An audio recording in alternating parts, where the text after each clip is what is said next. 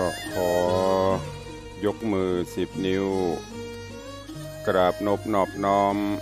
ยังพระติรัตนแก้วเจ้าตั้ง3 ประการ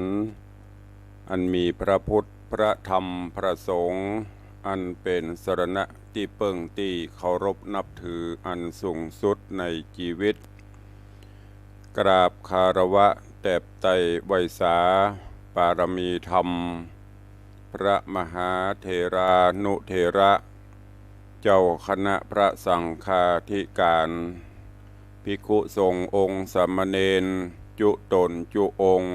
โดยความเคารพขอเจริญสุขเจริญปอนญาติโยมศรัทธาสาธุชนปออกไม่ออกศรัทธานาบุญตินจองห้องวัดจุหนุ่มเท่าใจยิงขอน้อมต้อนรับทุกท่านเข้าสู่รายการมรดกธรรมกำเมืองและสาระธรรมกำเมืองต่างสถานีวิทยุกระจายเสียงวัดฝ่ายหินตำบลสุเทพอำเภอเมืองเชียงใหม่จังหวัดเชียงใหม่ส่งสัญญาณกระจายเสียงในระบบคลื่นความถี่ FM 104.50 เมกะเฮิรตซ์สถานีวิทยุคลื่นพระพุทธศาสนาและจริยธรรมในความอุปถัมภ์ของมูลนิธิพระบรมธาตุเจ้าดอยสุเทพในเมตตาปรมีของพ่อครูวรบนามวงพรหมท่านผู้อำนวยการสถานีส่งสัญญาณออกอากาศในระบบคลื่นความถี่ FM 96.0 เมกะเฮิรตซ์ตลอดจนสถานีวิทยุชุมชนต่างๆที่ต่างท่านผู้อำนวยการได้ลิงก์สัญญาณจากแม่ข่ายนี้กระจายเสียงให้ญาติโยมศรัทธาญาบุญทั้งหลายได้สดับรับฟังกันอยู่ในเวลานี้พร้อมกันนี้ก็ขอยกมือ10 นิ้วกราบถวายการต้อนรับและเจริญปอนต้อนรับครูบาอาจารย์ท่านเจ้าพระเจ้าประสงค์องค์เนนศรัทธาญาบุญสันนิบาตตันเข้าทุกท่านที่ได้เข้ามาติดตามรับชมรับฟังทั้งภาพและเสียงการไลฟ์สดต่างสถานี Facebook ไลฟ์หรือว่าต่างสถานีมรดกธรรม Facebook ไลฟ์ของวัดวังสิงห์คำต่าง Facebook ไลฟ์ของธรรมะคลายเครียด Facebook ไลฟ์ของธรรมะภาคเหนือ Facebook ไลฟ์ของทีวีวัดฝ่ายหิน Facebook ไลฟ์ของท่านอาจารย์พระครูสมุวิสุวัตรวรกิจโจตลอดจนหน้าจอ Facebook ไลฟ์ของญาติธรรม FC แฟนรายการที่ได้เข้ามาแล้วได้ร่วมกันให้ตานเสียงธรรมนี้ไปยังกลุ่มเพื่อนๆของท่านโดยการร่วมกันกดแชร์เสียงธรรมแชร์เสียงบุญนี้ไปยังกลุ่มเพื่อนๆของท่านต่างหน้าจอ Facebook ไลฟ์รายการนี้ดำเนินโดยกล่าวกับผมอาตมภาพพระครูวิสิทธิ์ศรีลาภรณ์รองเจ้าคณะอำเภอเมืองเชียงใหม่เจ้าอาวาสวัด วังสิงคำตำบลป่าแดดอำเภอเมืองเชียงใหม่จังหวัดเชียงใหม่หรือตุลุงในวังเป็นผู้ดำเนินรายการก็จะได้นำเอาเสียงธรรมกำอูกำจ๋าสารธรรมแบบปืนบ้านล้านนาฮักษาฮีดฮอยภาษาท้องถิ่นภาษากำเมืองนำมาเทศมาอูมาจ๋าฮือกับญาติโยมศรัทธานาบุญทั้งหลายได้รับทราบต้องขอประทานอภัยสาธุชนญาติโยมบางท่านที่ได้เข้ามาติดตามทางหน้าจอ Facebook ไลฟ์อาจจะฟังภาษาถิ่นภาษาคำเหนือฟังรู้เรื่องบ้างไม่รู้เรื่องบ้างก็ไม่เป็นไรนะญาติโยมที่เข้ามาแล้วก็ติดตามฟังไปเรื่อยๆเดี๋ยวท่านก็จะได้อีกภาษาหนึ่งคือกำเมืองกำเมืองถ้าเฮาบ่อู้เฮาบ่เทศแล้วไผจะอู้แล้วไผจะเทศนี่คือสโลแกนรักษาไว้กำอูกำจาภาษาถิ่นอันเป็นภาษาแต่บรรพบุรุษบรรพชนของเฮาตุลุงอาตมาภาพก็พยายามรักษาไว้ จนกระทั่งบางครั้งวันนิมนต์ไปเทศไปบรรยายถ้าเป็นภาษากลางภาษาไทยนี่ก็จะปะแลดไปละเพราะเฮาอู้กำเมืองถึงวันภาษากลางภาษาไทยก็บ่ค่อยได้อู้เนาะดังนั้นก็นำเรียนคือกับญาติโยมตลอดจนครูบาอาจารย์ที่ได้เข้ามาติดตามรับชมรับฟังบางครั้งอาจจะฟังไม่รู้เรื่องแต่ก็ฟังไปเดี๋ยวมันก็รู้เองปากันวันนี้ก็เป็นวันหยุดแล้วเผลอแป๊บเดียวกำเดียวกับเสาร์กำเดียวกับติดก็เดียวกับวันพระเนาะวันเวลาการเวลาล่วงเลยผ่านพ้นไปโดยที่บ่ได้หยุดโดยที่บ่ได้ห่วงหาอะไรต่างหลังอย่างซักอย่างบ่ว่าจะเป็นนาฬิกาบ่ว่าจะเป็นพระจันทร์พระอาทิตย์เปิ้นก็เตียวก็เดินของเปิ้นไปนั่นน่ะโดยบ่ได้ว่าตอนนี้น้ำท่วมหยุดเวลาก็นอเปิ้นก็หยุดไปของเปิ้นตามนี่คือถ้ามองเป็นธรรมะก็คือ เป็นไปตามสัจธรรมสัตว์โลกเป็นไปตามกรรมเป็นไปตามกาลเวลาและที่สำคัญก็คือ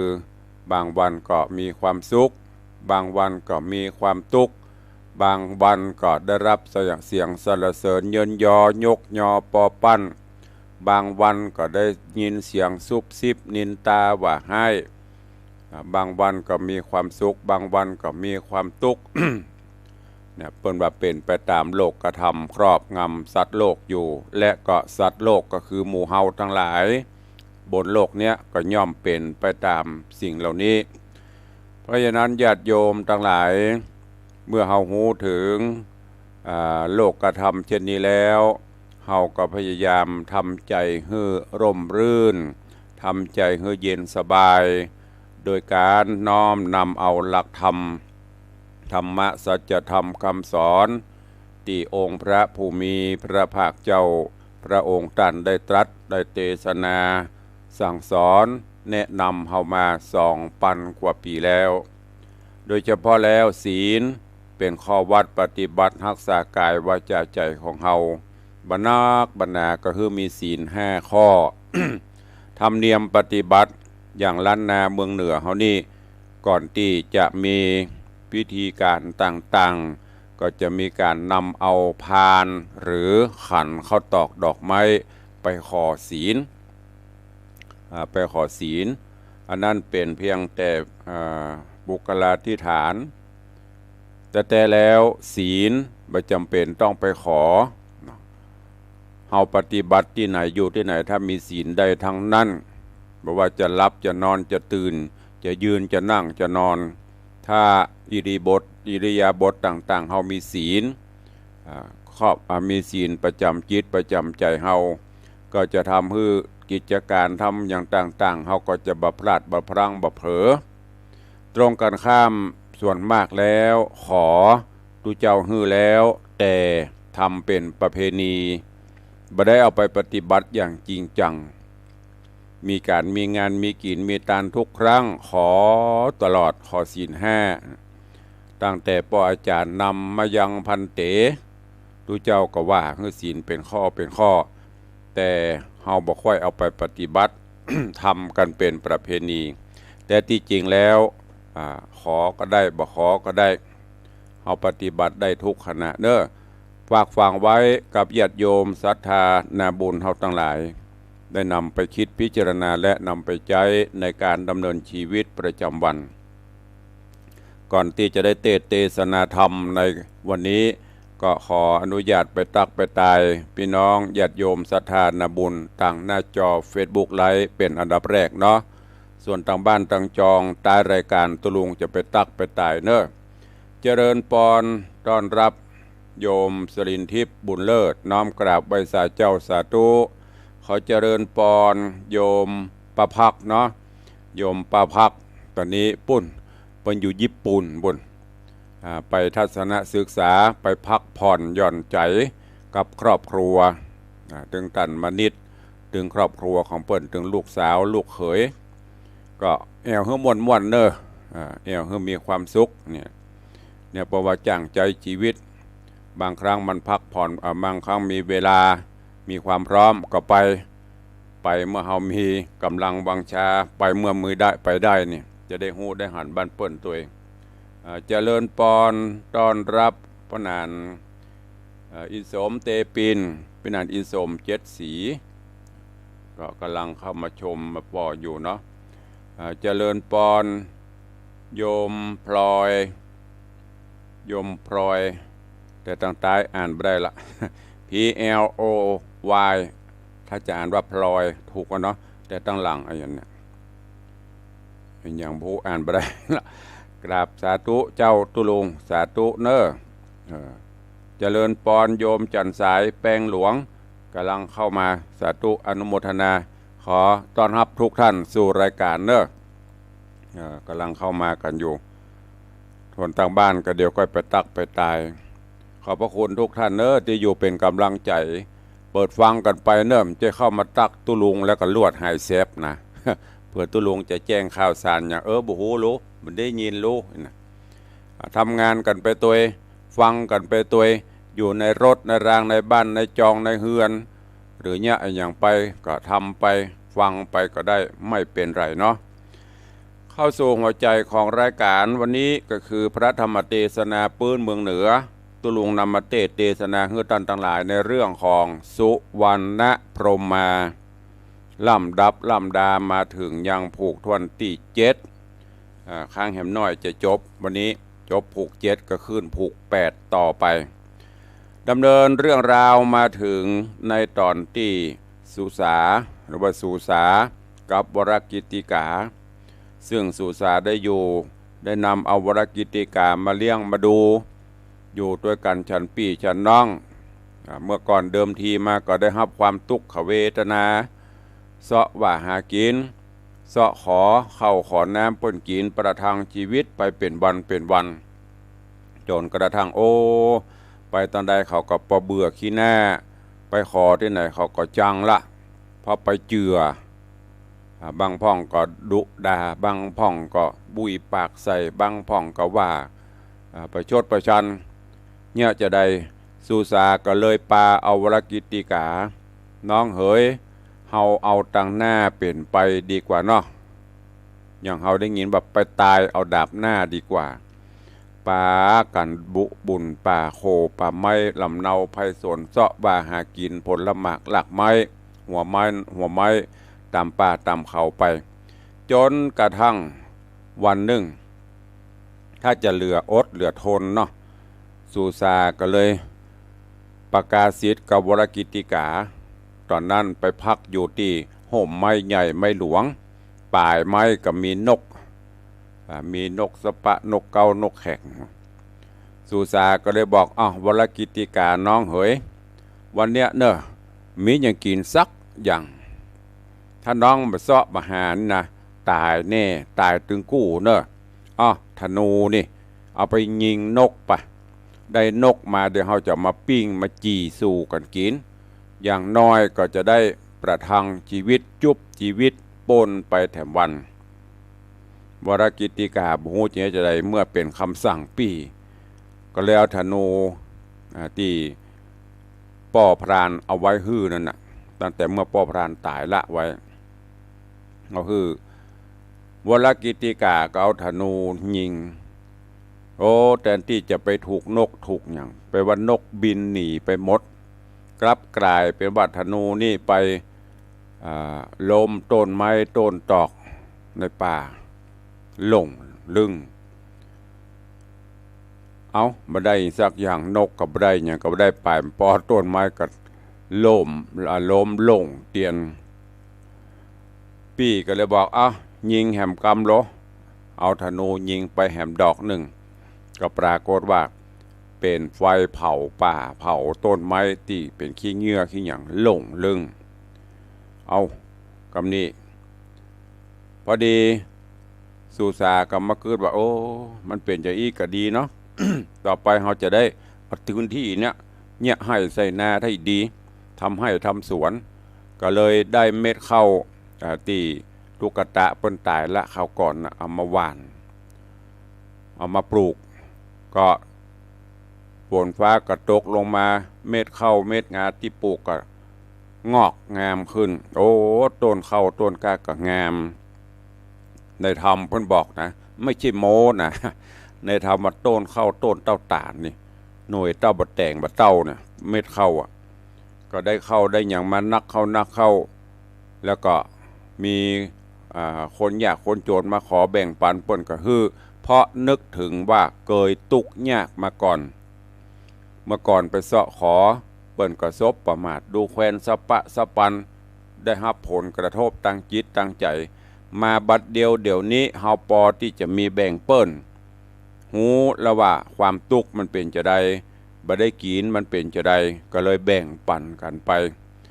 หมดที่ได้ไปก็ได้กันไปกิตติทรัพย์นี่ก็แพร่ขจรกระจายไปจนกระทั่งเอาเข้าลายเข้ามาขอตันพ่องบัตันพ่องบัตันก็ลักของเปิ้นพ่องเปิ้นตันได้ฮือแต่ลักพ่องจกชิงเอาพ่องแต่หมู่ที่ได้ไปหมู่นี้แทนที่จะได้เป็นข้าวเป็นน้ำไปเตพ่อกลางตางเป็นหินเป็นทรายมดอันเนี้ยเพราะบะซื่อบะใสลักจกเอาของเปิ้น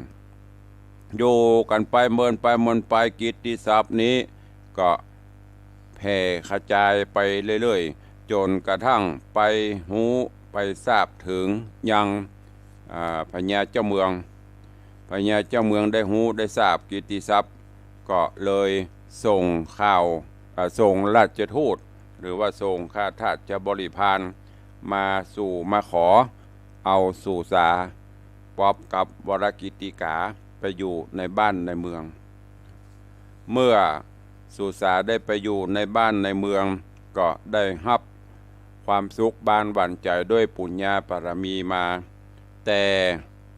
วรกิติกาเป็นคนที่ชอบผจญภัยบ่ชอบที่จะไปอยู่ฉะนั้นง่ายๆก็คือมันบัดถูกกับนิสัยบัดถูกสันดานถ้าภาษาวัยรุ่นก็คือไม่ตรงสเปคไม่ตรงปกเลยขอลากับสุสาเพื่อที่จะไปเสาะแสวงหาวิชาความรู้เพิ่มเติมให้มันนักขึ้นแล้วก็ได้ไปพ่อบ้านพ่อเมืองพ่อป่าพ่อเขาลำเนาภัยไปก็ไปลากับสุสาได้ยินกำบ้านน้องมาขอลาก็ตกใจอยู่ด้วยกันมาแต่น้อยจนประเดี๋ยวนี้ได้มาอยู่สุขสำราญบันใจน้องซ้ำจะมาขอลาไปธรรมะแต่ที่จริงพี่ก็บ่อยากจะฮื้อไปแต่มันก็คงจะเป็นด้วยบุพกรรมที่จะต้องปัดต้องพรากจากกันพี่สุสาก็เลยอำนวยอวยพรให้น้องวรกิติกาหากแม้นบ้านน้องจะไปก็ขอให้น้องเดินทางให้แกล้วกราดปลอดภัยจากอุบัติเหตุเพศภัยเนอะจะไปมีอันอย่างมากำกายละวีไปถึงจุดหมายปลายทางหรือไปไปอย่างให้มันม่วนประสบความสำเร็จในชีวิตเนอะ จากนั้นแล้วเมื่อได้ล่ำได้ลาได้ถึงการเวลาแล้วก็ออกจากบ้านจากเมืองไปดันป่าเขาลำเนาภัยไกลไปจอยวอยติติกบางเตื้อก็ขึ้นเขาสูงบางเตื้อก็เป็นโขดหินโขดผาไปบางเตื้อก็เป็นดินก้อยบุบุ่นไปเก็บกินหน่วยไม้ลูกไม้หัวมันต่ำป่าต่ำเขาค่ำไหนก็จอดพักนอนอยู่ที่หั่นจนกระทั่ง15 วันก็เข้าไปรอดไปสู่เขตเมืองปราณสีไปถึงเมืองปราณสีก็หันคนโอ้พลุกพลันลุกไหลบางพ่องก็อยู่เป็นจุมบางพ่องก็ซุมกันกินข้าวกินน้ำกินเหล้าเมายาต่างๆวรกิติกาก็ไปพักไปจอดอยู่ที่ประตูเมืองเรื่องราวของสุวรรณพรหมาลำดับลำดามาถึงที่นี้ในตอนที่แล้วเวลาหมดจบลงวันนี้ฟังกันต่อว่าสุวรรณพรหมาหลังจากที่วรกิติกาเดินต่างมาถึงเมืองแล้วเรื่องราวจะเป็นจะใดก็เจริญปอนสาธุชนญาติโยมทั้งหลายติดตามรับฟังกันในตอนต่อไปณโอกาสบัดนี้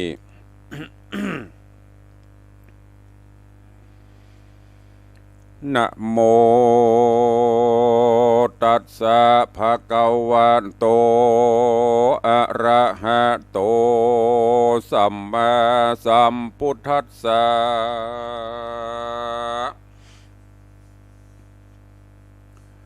สะอาทะโบฟังลาโสตุจนะสะปุริสะทั้งหลายตั้งยิ่งแรงใจมวลหมู่ที่ได้ปากันอยู่ทำท่าดาฟังยังรัสธรรมเทศนาสุวรรณพรหมาลำดับมาถึงยังผูก7 ตอน2เนอเจ้าขอเชิญศรัทธาตั้งหลายหนุ่มเท่าจุงตั้งจิตใจเราทำทดาฟังต่อไปนานี้แหละนะเมื่อนั้นวรกิติกาก็ลานางนอลาสุสาตังเสนาอำมาตย์ปัจจนราชยิ่งใจรีบผ่านภายติ้วไตจากเวียงใหญ่ธานีดันดงรีป่าไม้ไปหนไตจอยวอยเตียวขึ้นดอยสูงโยดมีแต่โคดผาหินลางที่เป็นดินมุกมุ่นก่อยบุบุญดงรีหน่วยไม่มีหลายหลากตามใจหากจักเอากินบันเตาหิวหอดค่ำในก็ยังจอดเศร้าสาก่อนแจ้งมาบ่เจอก็รีบเตียวกว่าภาย1,015 วันบ่เสร็จก็ไปรอดสู่เขตเมืองปราณสี หันคนมีสะสู่จอดย่างอยู่เป็นจุมพ่องก็สูมกินเขาพ่องกินเหล้าสุราเจ้าไกลกลาไปหอดก็ย่างจอดประตูเมืองก็มีหันแลนาตีนี้จักวันนาจะกล่าวถึงตั้นเต้าเมืองปราณสีชื่อนามมีกล่าวไว้ว่าพรหมทัตราชาสะเวยปาลาใหญ่กว้าง16 โยชน์อ่างเป็นมาโยธาลายอาจกระจุมไพร่ฟ้าหน้าใสคนไปในหนุ่มเทาสุกเตี้ยงเตาเหลือลาย คนยิงใจไพร่ไตบ่อเดือดไม่เครื่องขี้เข้าน้ำมีหลายแหล่เงินคำแผ่ถมท้องลูกไม้กองกองกาดคนละลาดสะโซนมาจุหนต่างนาเพื่อแอวกาและขายจ้างปังไปห้องแสนมาเต้นเล่นนันเนืองคนต่างเมืองมาสู่พอเป็นหมู่ปันปวงพังลางหลวงดังกองเปียปาดกองระนาดดังบอกขาดยามคำมหรโสพร่ำนาเจ้าประจักษ์ใหญ่น้อยอยู่จื่นจ้อยเจยบานสุกสำรานจื่นเงาพับแผ่นดาวปุรีก็มีหันแลนะตาในกาละนั่นใสยังมียักษ์ใหญ่ปุ่มลามตัวบอกงามสักกากฤทธิมากใจจะภัยจักฆ่าก็บ่ตายย้อนยักษ์พรายผีเพศมีวีอันวิเศษเจียงคานมีน้ำขานบอกไว้ว่าโบกขลปัดว่า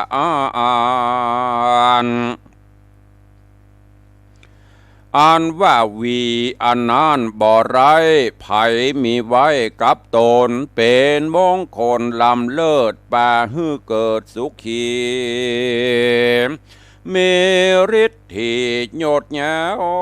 ภาพแผ่นดาวโลกาอันยักษ์ตนนี้นาก่อนกีมันซ่อนลีแดนไกลอยู่ดงไพรป่ากวางพกจินจ้างเสือมีตั้งมันได้วีวิเศษยิงนี้จากเขตไพรโซนอยู่หิมเมืองคนโลกใดนับอ่านใดปีปลายคนบ่มากายมากลายสัตว์น้อยใหญ่กว้างฟันอยู่ดงดานม้วนหมู่หาขวาดหูขี้ยามต่างก็ไกลกลาบีกเว้นนี่ไกลยักตาใสผู้เท่าขานิงเล่าไปมาว่ากูนี้น่าใจจาฤทธิกระเหลือลายกินเสือลายเล็ดจ้างสัตว์ป่ากวางฟานกินมานานก็ปอกก้ายกึดแล้วนายนำนามนุษย์สาโลกไตยังบ่ได้ลองจามยักษ์โด่งรามผู้เท่าขาดนิ่งเล่าในใจน้ำลายไหลหลังย้อยเข่ากล่าวถอยไข่กำว่าจีนคนลำบ่ไรวานกว่าสัตว์โลกไตดงพรายยักษ์ตาใสบาปเศร้าขาดนิ่งเล่าไปมาว่าจากเนี้ยสันได้จานันเล่าได้กินคนหนุ่มเท่าจุวันวานยักษ์กลุ่มพันกึดใดว่ากันเฮาอยู่ป่าไม้ดงนาไผจักมาสอดล่าฮือเฮากว่าคบกินคนเตียวดินม้วนหมู่ต่างขวาดหูกลัวตายกวนหาอุบายอย่าจ้ากลับเป็ดหน้าเป็นคนรีบเตียวโหนไปหาบยังพญายอดใหญ่ต้นภาพดาวปาลานะสีแล้วยักษ์พรายผีหยาบจาก็สวาดมนต์กรากะถากราบกราญายักษ์เพศทะแหลงเป็ดบัดเดียวจากดงเขียวมาสู่ยังที่อยู่เมืองคนก็มีหันและนา โสรัญโยมาสิกะนังติลังญาจติส่วนอันว่ายักษ์ผู้เท่ากันบัดเตียวไต่เต้าพันภายจอมยิ่งใจมวลหมู่เข้ามาสู่เวียงใจมือก็ถือวีไปบ่จอดต่อเต่ารอดกลางเมืองหลวงคนปานปวงน้อยใหญ่อันเตียวไตไปมาเขาบ่สังกาทีท้อย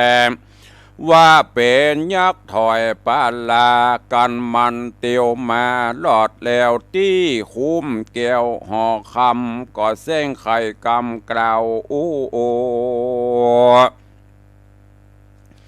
เฮืออำมาดหูขี่แง่ว่าตัวมันนี่นาวิเศษมาจากเขตแดนไกลเต้ามิใจหลายหลากใครเล่นหมากสะกากับพญาโยดเงาขอบอกกล่าวใครบานเฮ้อเต้าห่อจันได้หูแดเตอว่าอันแล้วอำมาดเกี่ยวต่างตาฟังใจจะบอกกล่าวก็ฟังเฝ้าเร็วไวขึ้นห่อใจบอกจะไวเจ้าฟ้าห่อคำแล้วไขกำบอกเราว่าคาเดพระมหาราชเจ้าบุญนาบานีนะข้างขอกคือไปนอกประตูมีใจมาจูอยู่ทาเปื้อมาต่อตาเล่นหมากสกาอันว่าพญาเต่าราชก็เป็นคนฉลาดนำนา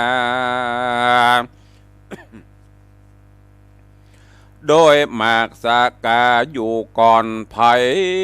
บ่หอนภาพใดโตนเต้าไทยปุรีจริงไขกำดีโอกาสบอกอำมาตย์เตรียมใจว่าจุงเร็วไวอย่าจ้านำใจต่างนาเข้ามาสู่ยังที่อยู่บาดเดียวอำมาตย์เรียวก้มกล่าวไว้ซึ่งเจ้าเหนือหัวนำยังตัวพรายเพรตอันกระเปดเป็นโคนรีบเลรนไหววาดขึ้นผาศาสตร์หอจันยักษ์โด่งตันกระยาบแสงกลมขาบวันตาไว้ยังพระญาโยดเงาส่วนตันเต้าปุรีก็ไข่กำดีกล่าวถอยถามใจหนุ่มน้อยแดนไกลว่าบ้านเจ้ามีในต่างเขตอยู่ประเทศแดนใดหรืออยู่ในเมืองนี้ลบหลีกลี่อยู่ป่าบ่อสดละมาเมืองเจ้าขี่เครื่องมาดใหม่หรืออยากได้สั่งจ้าจริงได้มาต่อตากับเจ้าฟ้าปุรี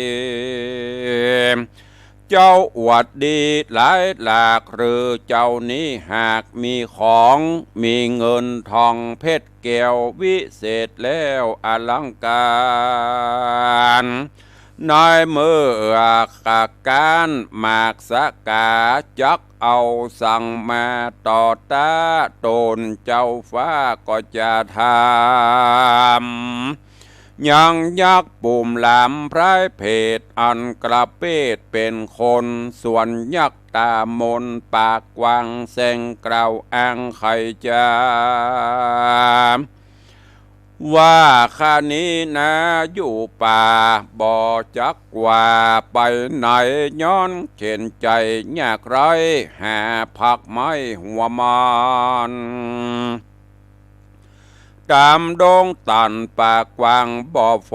อ่างใจโจงหรือพระสงฆ์อันใดบ่มีใจหยาบกระเต้าตีเต้าที่มาต่อตามากสกาก็ย้อนเขาเลือจะเล่าสาวว่าโตนต้านเต้าปุรีฉลาดมีหลายหลากกับเล่นหมากสกาข้าอาณาถาญาอากร้อยก็หากมีแต่วีไว้วิเศษจักเล่าเหตุปันฟังอาติตังแต่ก่อนเจนปูมอนปิตาสืบมาต่อเต่ารอดถึงคาหากอยู่ป่าดงพรายบ่หูน้ำไปใจจ้องกึดบ่ปองใจตันจักยื่นปั่นคนอื่นกลัวบ่จมจื่นยินดีเฮาเครื่องขี่กันอยากแม่นจักฮือมันจากเฮาไปกวนมีอันใดมาตอบจริงจากจอบกองดีเจ้าปุริยศอาจฟังถอยวาดขี่แย่บ่พิจารณาหน้าหลังเต้ามีใจหวังอยากใดวิเศษไว้กับตัวยิงใครหัวแย้มย้ายก้อยโคดค่ายมหาใจอนาถานุ่มน้อยแล้วกล่าวถอยจะถามว่าดูราใจลำเฮยเฮานี้ใครหูที่ยังวีว่ามันมีดีสั่งพ้องจุงจีจ้องปั่นฟังส่วนยักษ์ตาปังพรายเพศก็จี้บอกเหตุหลายประการอันตนผู้บานตั้นเต้าฟังคำกล่าวใครปันมีใจวันโจมจืนปีติตื่นยินดีก็มีหันแลนะเนติตังขีญาสังวันนาวิเศษจาห้องเหตุยังธรรมเทศนาสุวรรณพรหมาผูกทวนเจ็ดปางเมื่อยักใจเด็ดบาปเศร้าจะลมเล่าไข่ปันเฮอเต้าหอจันใบบาเล่นต่อตาหมากสกาจักเป็นสันใดจะใครหูก้อยอดใจอยู่ทาดาฟังผูกนาผูกนี้นาขอปงวางไว้เต้าอีก่อนเลยนะก็บังโกมสมเด็จสเด็จ พระธรรมเทศนาสุวรรณพรหมาผูกวันที่7ตอนที่2เสด็จเรียบร้อยจบปริปุณณังไปแถม1ผูก1กันธรรมเทศนาเรื่องนี้มีตึงมดตึงมวลกันอยู่18ผูกนะ18ผูกข้างแหม10ปลายก่อนจะจบในตอนนี้ก็มาถึงหลังจากที่วรกิติกาล่ำลาปีออกบ้านออกเมืองไปผจญโจกจตาเสาะแสวงหาวิชาความรู้ปีก็อนุญาตให้ล่ำลาไปตอนนี้ก็เดินต่าง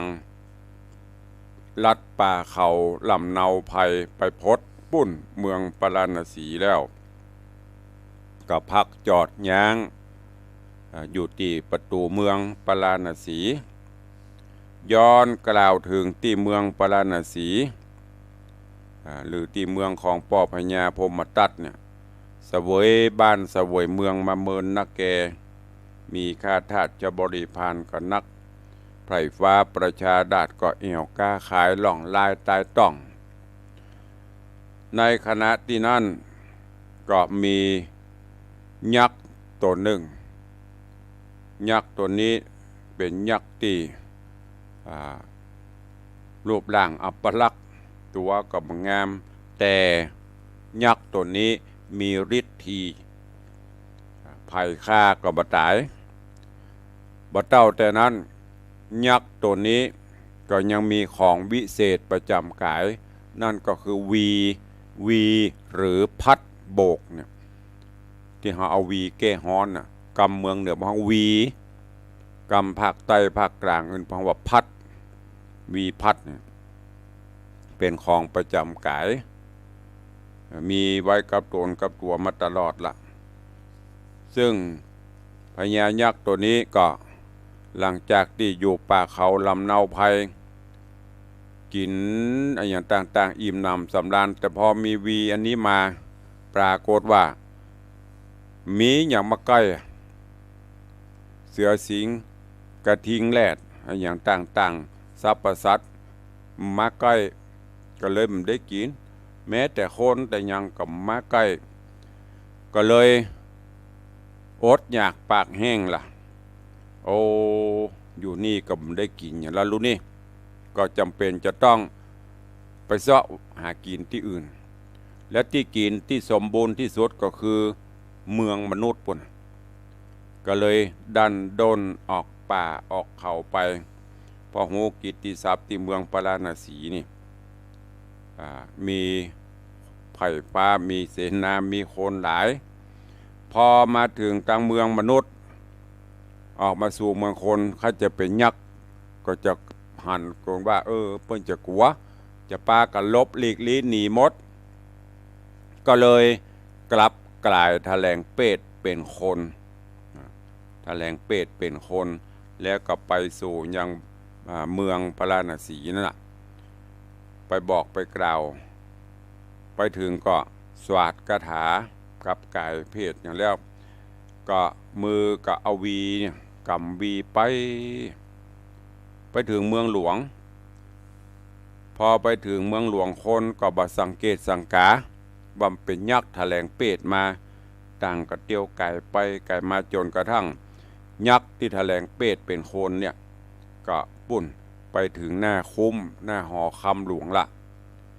ไปไปจากับเสนาอมาตย์บ่าโอ้ข้านี่นะมีของวิเศษเนอะข้านี้เดินทางมาจากประเทศเขตบ้านเมืองที่ไกลก็มีใจใครมาเล่นหมากสกาหมากฮอดหมากสกานี่ได้ยินกิตติสาวบาป่อพญาเจ้าเมืองเนี่ยเล่นเก่งจ้ะใครไปเล่นโดยเปิ่นนะไปพนันจะได้เข้าของมากินมาใจพ่องก็บอกให้อมาตย์ก็นำเรื่องนี้ไปกราบทูลพญาเจ้าเมืองพญาเจ้าเมืองได้ยินจะก็โอ้ใจจื่นนะจื่นอย่างดีใจเพราะว่ามีไผ่มาปราบได้เตื้อเล่นกับคนใดกับมีไผ่เอาชนะได้ก็ให้ลองพอลจ่ายต่างบ้านต่างเมืองมานี่บอกอมาตย์ป่ะลองไปเอามาคือข้าพอลไปเอาตัวมาจากนั้นอมาตย์ก็นำปลายักษ์ที่แถลงเป็ดเป็นคนที่มีวีวิเศษเนี่ยเข้าไปไปจ๋าไปสู่ไปปะป่อพญาเจ้าเมืองพญาเจ้าเมืองก็ถามตั้นเป็นภัยลูกที่ไหนไปจะได้มาจะได้แล้วก็ยิ่งอย่างถึงต้องมาเล่นหมากสกามาตามาเล่น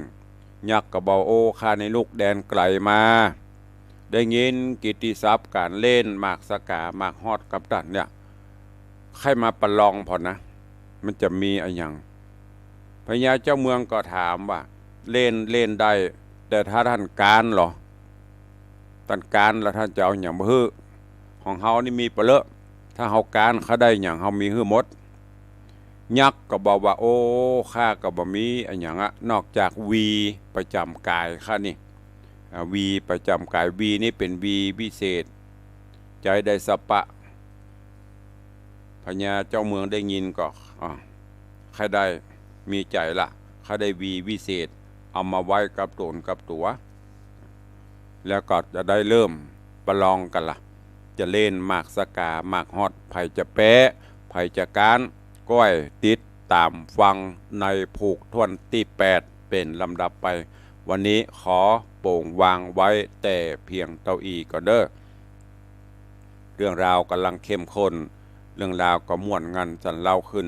ฟังแล้วก็เก็บเอาเนอะตัวละครแต่ละตัวมันแปลงแฝงไปด้วยธรรมะอย่างพ่องก็เก็บแกะกรไกเอาไปวันนี้ก็โป่งวางไว้ตะอี้เดี๋ยววันพุธก็ค่อยฟังกันต่อไปเนาะก่อนที่จะได้เข้าสู่หมวดรายการก็ขออนุญาตตักตายญาติโยมศรัทธาที่เข้ามาต่างบ้านต่างจองตอนนี้ตะกี้มาถึงโยมปินานอิสมเตปิน ปินานอิสม7 สีแล้วก็มีโยมพลอยถัดจากนั้นมาก็มีโยมจันสายแปลงหลวงกราบสาธุเจ้าเจริญปอนต้อนรับโยมปีอัญชลีคำกิติสาธุเจ้าเจริญปอนคุณโยมเพนศรีจากสันทรายเจริญปอนคุณโยมวาสนากันทวีเจริญปอนคุณโยมปัทมาแจมโรแล้วก็เจริญปอนแม่เลี้ยงวรรณาชำริดไวยสาเจ้าสาธุเนอวันนี้ออกใจจะได้บุหุมาส่องตุลุง สาธุแล้วก็มีโยมแม่ปั่นมีงานกำลังรับชมอยู่ขอบพระคุณทุกท่านเนอะติดตามฮือกำลังใจตั้งหน้าจอ Facebook ไลฟ์ก็เดี๋ยวก็ไปตั้งบ้านตั้งจองเนาะก็ยันตุลุงบอกเนาะในช่วงกลางพรรษาหลายพื้นที่หลายตำบลหลายอำเภอเพิ่นก็จะมีกิจกรรมในด้านพระพุทธศาสนาไหว้พระนบธรรมฟังธรรมกันอย่างต่างอำเภอสระปีเฮาก็วันนี้วันเสาร์ลงที่ไหนม้วนเนอะตุลุงก็บ่ได้ทราบข่าวหมุนเวียนสัญจรกันไปเพิ่นจะไปทุกวันเสาร์ตามตารางแต่ละวัดแต่ละตำบลไปโอ้คนหลายเนอะเป็น2-3 พันคนบนหนุ่งขาวห่มขาวเพือกเนี่ยเป็นที่น่าอนุโมทนาส่วนในต่างอำเภอเมืองเฮานี่ก็จะเป็นระดับตำบลแต่ละตำบลเพิ่นก็ทำไปอย่างตอนนี้พระเดชพระคุณหลวงพ่อท่านเจ้าคุณพระภาวนาธรรมาภิรัตน์หลวงพ่อเจ้าคณะอำเภอเมืองเชียงใหม่วัดลำเพิงเพิ่นก็มีโครงการธรรมสัญจร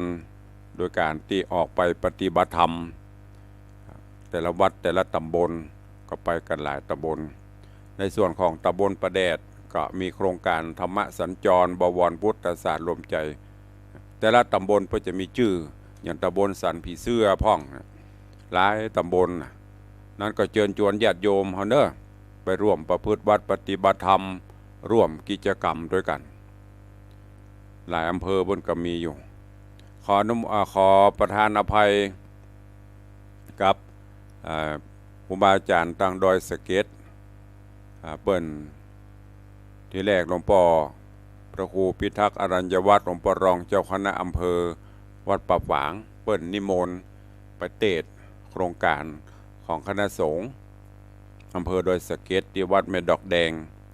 โอ้ปรากฏว่าฮับนิมนต์ไปละแต่มีหนังสือแจ้งประชุมด่วนตัดวันนั้นพอดีวันที่17ประชุมคณะสงฆ์ระดับเจ้าคณะอำเภอรองเจ้าคณะอำเภอเจ้าคณะตำบลก็เลยต้องขอถอนตัวเพราะว่ากำลังเป็นรับตำแหน่งใหม่รองเจ้าคณะอำเภอป้ายแดงเปิ้นประชุมคณะสงฆ์เฮาหายก็จะโดนทำอันนี้ก็ขอประทานอภัยกับคณะสงฆ์ขอสุมาภัยกับพระเดชพระคุณหลวงพ่อและพระครูพิทักษ์อรัญญวัฒน์เนอะตลอดจนพี่น้องศรัทธาตั้งดอยสะเก็ดตัวเดี๋ยวไว้โอกาสหน้าก็ปะกันเนาะก็นี่นำเรียนแจ้งข่าวสารต่างคณะสงฆ์เนอะต่างกลุ่มหนุ่มสาวก็เปิ้นรถด่วนขบวนพิเศษไปจอดตามชันชลาวัดวารามต่างๆก็ทุกวันพระวันศีลก็ไปร่วมกิจกรรมด้วยกันที่ได้จะได้เต็มร้อยนั่นก็คือได้ไปหูไปหันได้ไปปบไปปะไปอู้ไปจ๋าเขาอยู่บ้านคนเดียวนะค่ำมาก็เหงาโกกงกกำมาอ่านก็เครียดอะไรอย่างเครียดกับนั่นอันนี้ จะไหว้พระสวดมนต์เนอะกับมันสะดวกสัพพยะไปจากนั้นถามว่าโหได้อย่างวะรับดีกว่าได้ถ้าเฮาหูจักเอานะมันถึงได้ ยังบ่ได้เลยแห้งก็ได้ปลาหมึกได้ลูกจีนเนาะที่สำคัญได้กำลังใจได้ไปอู้ไปจ่าทำให้เฮาเราลืมตุกไปเหี่ยหลายชั่วโมงอยู่ไปอู้ไปจ่าแล้วก็ยิ่งได้ธรรมะเข้ามากับมาปฏิบัติก็เชิญชวนทุกท่านด้วยเนอะวกเข้ามาถึงกิจกรรมงานของต่างวัดวังสิงคำตุลุงก็ได้อนุโมทนาประชาสัมพันธ์เชิญชวนปีนี้ก็เป็นนาบุญเตเฮือน เตหงเตกุติหลวงแล้วก็จะสร้างใหม่ตอนนี้ก็ยังโล่งลึงอยู่ย้ายมาพักผ่อนชั่วคราวที่ศาลาย้ายห้องสำนักงานชั่วคราวมาศาลาถ้าฝนตกนักก็หัวเนี่ยเปิงปอกเวไม่หมอนตะก่อนนะข้อแปลงเฮือนนี่ต้องเร่งเพื่อมันปั่นแล้วจะได้ปนฝนหัวเส้นหน้าเส้นตามันก็ไม่ได้ตัวเก่าในประเด็นนี้เพราะนั้นก็ตอนนี้จะได้วางศิลาฤกษ์กันปุ้นนะหลังที่เขาตอดกฐินออกภาษาแล้วซึ่งปีนี้ก็เป็นนบุญที่ได้รับเมตตาจากทางมหาวิทยาลัยฟาอิเทิร์นโดยอาจารย์แม่มรกตสุวรรณชินดร.กิติพัฒน์สุวรรณชินดร.ฉัตรทิพย์สุวรรณชินร่วมกับต่างคณาจารย์ครูบาอาจารย์และนิสิตนักศึกษาของมหาวิทยาลัยฟาอิเทิร์นตลอดจนในเครือข่ายอันมีโรงเรียนพาณิชยวิทยาลัยพาณิชยการเชียงใหม่ก็คือพาณิชย์น้ำคือเก่าตลอดจนวิทยาลัยเทคโนโลยีในเครือข่ายของมหาวิทยาลัยร่วมกับสายทานธรรมสะพานบุญพี่น้องญาติโยมศรัทธานาบุญเฮาเนอะร่วมกันตุลุงได้เชิญชวนท่านใดมีเจตนาใครร่วมเป็นเจ้าภาพจะร่วมเป็นกองใหญ่กองน้อยหรือจะนำเป็นสะพานบุญนำต้นขาต้นปัจจัยไปตั้งตามร้านกาตูบกาดมูนี่ก็มาฮับเอาได้เนอะเป็นสะพานบุญช่วยกันคนละไม้คนละมือระดมทุนเพื่อแปลงกุฏิสงฆ์หงหลวง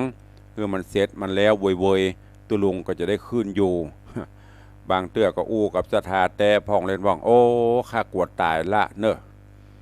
ถ้ามาแปลงหลังใหญ่หลังดวงใจทุนเป็น10 กว่าล้านนี่นะดีมมันตันได้อยู่ก็จะแปลงไปตามที่พอควรบันใหญ่เกินไปบันน้อยเกินไปเนาะเชิญชวนเนอะใครจะเมตตาร่วมโมทนาบุญกำหนดการทอดถวายในวันที่6ที่7เป็นจุลกฐินในวันที่6เพื่อจะมีพิธีต่างๆที่มหาวิทยาลัยฟาอิเทิร์นตั้งแต่วิธีเก็บฝ้ายต่อฝ้ายย้อมตัดเย็บย้อมต่างๆแล้วก็นำมาทอดถวายก็อนุโมทนาบุญขอบคุณตุลุงขออนุญาตนำรายชื่อตั้งแต่ต้นอย่างที่ได้บอกไปเนอะคราวก่อนที่เชิญชวนอีป่อยไม่เฮาตาลต้นเงินนะตุลุงยกยอดมาเป็นร่วมกฐินตัวกันหมดเนอะนับตั้งแต่แรกมาขอบคุณคุณโยมวิมลโยมพี่หมอมัฒนาโยมนัดประคันอัมพันธ์อันนี้ก็ร่วมเป็นเจ้าภาพ1 ต้น 1,000 บาทโยมไอรินดวงสวัสดิ์จากอย่างเนิง1 ต้นโยมแม่เพนสีอินทจักลงขอดเป้า1 ต้นโยมพินานอินโสมเตปินพินานอินโสม7 สีอันนี้ก็ร่วมทำบุญ1 ต้น1 กองแล้วก็ประวารณาเป็นเจ้าภาพเสากุฏิแห่ง1 ต้นโยมปอสมานโยมแม่จันยาวิชัยอาจารย์ดลชัยยาวิชัยอันนี้ก็เมืองแกนพัฒนาเจ้าแหลมแม่แตงร่วมทำบุญ1 ต้นโยมแม่จันดีวิสุทธินันพร้อมลูกด่านเจดีแม่ครัวของแม่จันดีนี่ข้าวก่อนเพื่อนหอมมา1 ต้นที่ตาลต้นเงินนะแล้วก็วันนั้นเอามาร่วมแถม2 ปันรวมแล้วของแม่เป็น3 ต้นเนอะทุกเจ้าเอารวมเป็น3 ต้น 3,000 บาทโยมแม่ปราณีพยัคฆ์ไคหพลพร้อมลูกหลานน้องแต้นก็ร่วมทำบุญ1 ต้นแม่หมอพึงพิษสมนาวันอันนี้ถนนเชียงใหม่ลำปางก็ร่วมทำบุญ1 ต้น นอกจากนั้นก็มีแม่ถนอมศรีด้วงอินประภัยเจ๊จางร่วมทำบุญ1 ต้นแม่สุพัฒน์เอี่ยมเจริญร่วมทำบุญ500 บาทพ่อเท่าพงแม่เท่าบัวเงินบุญชัย1 ต้นแม่จินดาบ่อสร้าง1 ต้นโยมสุพรรณีกันทิยะนางสาวทันชนกเมืองมาร้านจิระดีไซน์ผ้าม่านปะเปานอก1 ต้นนี่มอบของที่ลึกไปให้ปละโยมสมพรรัตนังหรือว่าโยมปีชิชบาปะเมือดร่วมทำบุญ1 ต้นโยมเต็งเจ้าอ่าวโยมเมจันตาร่วมทำบุญ1 ต้นแม่แสงล่าใจมั่นตำนักเสด็จปู่พระองค์ดำป่างิ้วร่วมทำบุญ1 ต้นโยมสายทองยอดผ่านเมือง1 ต้น1 กล่องโยมสุพัฒน์สุบิน1 กล่องโยมธนัญชัยแก้วนิน1 กล่องโยมปิ่นหไทยเพลงดิษ1 กล่องโยมนางสาวเบญจรัตน์มหามิตร1 กล่องโยมสุรศักดิ์สายงามเมือง1 กล่องแม่อัมภัยกองราช1 กล่อง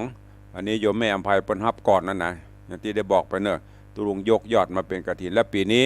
โยมแม่อัมภัยกองราชร่วมกับโยมปิไอนรงค์มูลศรีและคณะญาติร่วมเป็นเจ้าภาพวางศิลาฤกษ์ประธานวางศิลาฤกษ์1 ชุด1 มหาฤกษ์100,000 บาทสาธุอนุโมทนาบุญตัวเดี๋ยววันต่อไปตุลุงจะมาอู้ต่อเนาะวันนี้เวลามันหมดละก็เดี๋ยวจะไม่ได้ตักได้ตายต่างบ้านต่างจองขอบคุณเนอะใครจะร่วมเป็นสะพานบุญช่วยแปลงกุฏิสงฆ์โฮงหลวง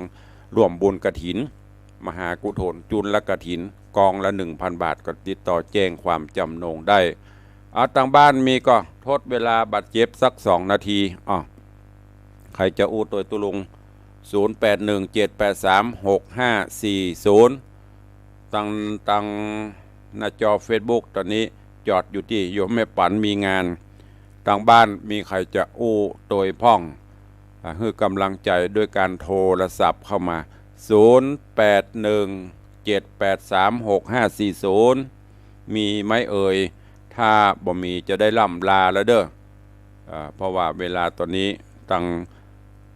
สถานีนี้หมดละแต่ทดเวลาเฮือหน่อยทดเวลาบาดเจ็บใครจะอู้ตัวตุลุงเจริญปอน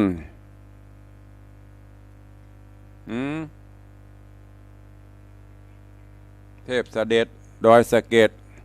สาธุอนุโมทนาเด้อเจริญปอนสายต่อไป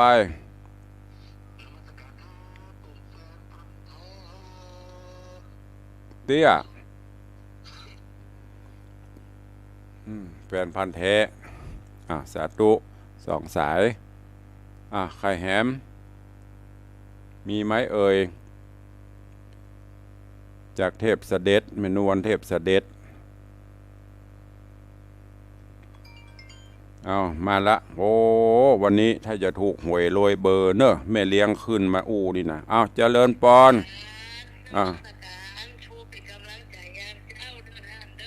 สาธุ